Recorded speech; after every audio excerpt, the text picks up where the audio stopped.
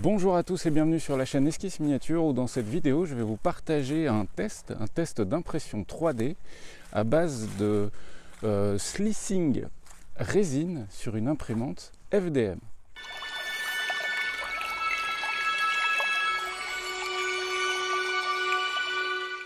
Donc c'est un truc qui me trottait dans la tête depuis un petit peu de temps, c'était se servir des logiciels de slicing, donc de découpage pour les imprimantes 3D résine, mais sur une imprimante FDM. C'est-à-dire qu'en fait, on va essayer de préparer un fichier 3D exactement comme si c'était pour une imprimante résine. Là, vous allez voir que je vais utiliser Litchi Slicer, c'est mon slicer préféré. Mais on va exagérer les supports. On ne va pas en mettre beaucoup, mais on va en mettre des plus gros, histoire que ça s'imprime en FDM sans aucun problème, qu'il n'y ait pas de décollement, etc. Et puis on va essayer d'imprimer ça, d'exporter ça donc en STL avec les supports résine, et ensuite on va tenter d'imprimer ça sur une imprimante FDM tout simplement. L'atout de faire un truc comme ça, selon moi, si ça marche, c'est de limiter la quantité de supports en FDM, donc en imprimante à dépôt de filament, et surtout de beaucoup moins s'embêter à retirer les supports. Vous savez, ces supports automatiques au Cura qui sont parfois à péter un câble à retirer. Là, on va en avoir moins. Ils vont peut-être être un peu plus costauds à retirer, mais on va en avoir beaucoup moins à retirer. Puis un simple coup de pince, ça va permettre de gagner du temps, du plastique, etc. Donc je pense que ça peut le faire et on fait le point en fin de vidéo. Là, on passe sur le PC, ensuite on passe sur l'imprimante, le plateau, etc. Bon, on va commencer bêtement, très bêtement. On va juste prendre un fichier prévu pour l'impression résine, donc des fichiers pré-supported que je propose dans mes packs, et on va le poser sur Cura. Donc on peut voir que c'est vraiment de la figurine faite pour de l'impression résine. On voit qu'il y a les supports, etc. Là, la seule problématique qui va être évidente, bon déjà c'est la finesse de certaines zones, et ensuite c'est dommage en fait d'imprimer ces supports bas. Là, voilà, juste c'est la partie inférieure là. C'est vraiment bête de les imprimer parce qu'en fait le socle de base de cette barrette d'infanterie serait amplement suffisant pour créer la base. Donc ce que je vais faire, c'est que je vais préparer le fichier, le même fichier, mais en retirant les supports inférieurs, donc en laissant coller au plateau. Donc nous voilà sous Litchi Slicer. Vous voyez que j'ai importé une barrette de figurines. Alors pour le test, finalement, j'ai pris des soldats normaux, j'ai pas pris celle avec l'état-major, etc. Et ce qu'on va faire, c'est qu'on va placer des supports automatiques. On va partir sur des supports vraiment importants, puisque là, on est d'accord, on va tester en FDM. On va poser directement les supports en direct, et par contre vous voyez longueur de la pointe, diamètre de la pointe, diamètre du support. Ce qu'on va faire, c'est qu'on va vraiment les augmenter. On va les passer à 3 mm. Voilà, le diamètre de la pointe, on va également l'augmenter. On va le mettre à 1 mm de contact. C'est approximatif tout ça.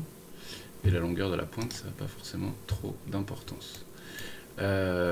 Et on va placer les supports en fait pour du FDM. Donc vous voyez, c'est du gros support. C'est du gros support. Ah mais non, parce que là, voilà, alors un point important, ici c'est figurine 15 mm. Moi ce que je veux, c'est tester en 28 mm. Donc la première chose que je vais faire avant ça, c'est que je vais modifier l'échelle en pourcentage et je vais le passer à 200%, ce qui va nous faire des figurines en 28 mm. Donc ensuite je repars dans mes supports, du coup je vais supprimer celui-là. J'ai bien des supports de 3 mm, longueur de pointe et diamètre de pointe, on est bon. Donc je vais foutre un support sous les mains. Les parties qui vont être en fait légèrement qui seraient normalement en porte-à-faux pour cette impression. On a également les rebords des casquettes, mais je ne sais pas dans quelle mesure ça va gêner, puisque j'ai fait un petit biseau sur l'avant, donc je pense pas que ça pose de problème. Globalement, on va pas avoir trop de soucis. On en aura peut-être probablement un ici sur les couvertures. Un autre là également. Hop. Là on est pas mal. Là on va avoir un problème aussi, donc on va en mettre un. Et on va se limiter à ça en support. Ok, et puis ça nous permet de tester les supports en FDM. Donc là ensuite je vais dans exporter. Et je vais exporter ça en STL. Donc je vais l'exporter, on va faire test résine sur FDM.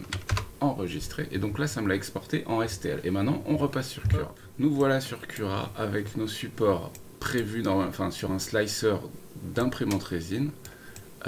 Mais là on va tester en FDM. Alors je me rends compte que je vais probablement avoir des soucis au niveau du bas des visages. C'est même quasiment une certitude. Mais on va dire qu'on va tester comme ça. Ce qu'il y a de cool en plus, bon, alors ça va être un peu chiant à retirer l'assise des supports le long de la languette là, mais on va faire le test. Je suis vraiment curieux de voir ce que ça donne. Au niveau de la densité de remplissage, on va descendre à 10% puisque ça n'a absolument aucune importance d'avoir une extrême solidité à ce niveau là. On va rester en 0.2, ça me semble pas mal. On va pas descendre à 0.1 sinon ça ferait un print trop long. Là il y en a déjà pour 2h40, donc on va le tester comme ça. Ouais, je trouve que c'est fun. Allez, on essaye hein. Je vais prendre ma clé USB, je vais mettre ça là-dedans et je vais lancer ça sur la Artillery Sidewinder X1. Ok, donc là le print vient tout juste de se terminer. Je viens d'éteindre la machine histoire que le plateau refroidisse. Donc je vais pas les retirer tout de suite, hein. Avec les ultra bases on attend quelques minutes. Et voilà le résultat. Donc on voit qu'il y a effectivement ces supports d'impression résine qui ont été imprimés, qui maintiennent donc les zones qui étaient en porte-à-faux un peu trop violentes. Donc là je me rends compte quand même que les supports que j'ai mis donc en 3 mm sont selon moi un peu trop épais. Je pense qu'on pourrait descendre à 2 sans trop de problèmes, ce qui ferait un peu moins de matière, un peu moins de temps de print, etc. Bon là j'ai quelques cheveux d'ange un peu de partout, mais ça avec un petit coup de briquet dessus, ça part en quelques secondes. Et dans l'ensemble, pour de la figurine 28 mm, écoutez, je me demande si on n'a pas là une bonne solution pour éviter les supports automatiques de Cura ou de Prusia Slicer ou autres, qui sont un peu moins pratiques à enlever. Parce que là, le gros atout, c'est qu'on va juste avoir besoin de mettre un coup de pince, mais ça, on va le faire en direct sur l'établi. Nous revoilà sur un petit établi temporaire, donc voilà les figurines. Alors c'est du 28 mm, mais peut-être un peu grand. En fait, je suis parti sur mes fichiers 3D 15 mm, et du coup, je les ai simplement doublés, donc on serait plutôt sur du 30 mm, donc on est plus sur une échelle type Warhammer que sur du périminiature, par exemple. Et puis évidemment la définition est pas folle, hein. Il ne faut pas oublier que c'est des fichiers 3D qui sont destinés au 15 mm pour bien rendre au 15 mm. Mais l'atout d'avoir fait ça aussi, c'est qu'on avait des figurines un peu plus massives et que du coup on a des fusils qui sont solides, on n'a rien qui va casser, donc tout est un peu BD, mais voilà. Là, ce que je vais faire, c'est que je vais les ébavurer. Alors, il n'y a pas grand-chose à faire, puisque grâce à ces petits supports d'impression résine, il n'y a pas grand-chose à faire. Je vais juste passer un petit coup de briquet pour enlever les cheveux d'ange. Et puis, on va commencer à dégrapper, donc juste ici, sous la main, juste là. Donc, vu que c'est des gros supports, c'est très simple à enlever. Donc là on a enlevé les supports, les quelques supports qu'il y avait. Je vais découper les supports. Alors ça par exemple, c'est pareil, les cercles, ça vaudrait carrément le coup de les réduire en taille, parce que là ils sont beaucoup trop grands, ça ne sert à rien du tout.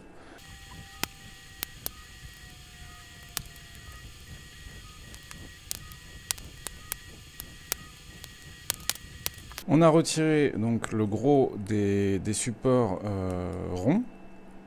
Là, ce qu'on va faire, j'ai encore des cheveux d'ange au niveau des pieds, enfin des jambes. Donc je vais repasser un petit coup de briquet pour les cramer.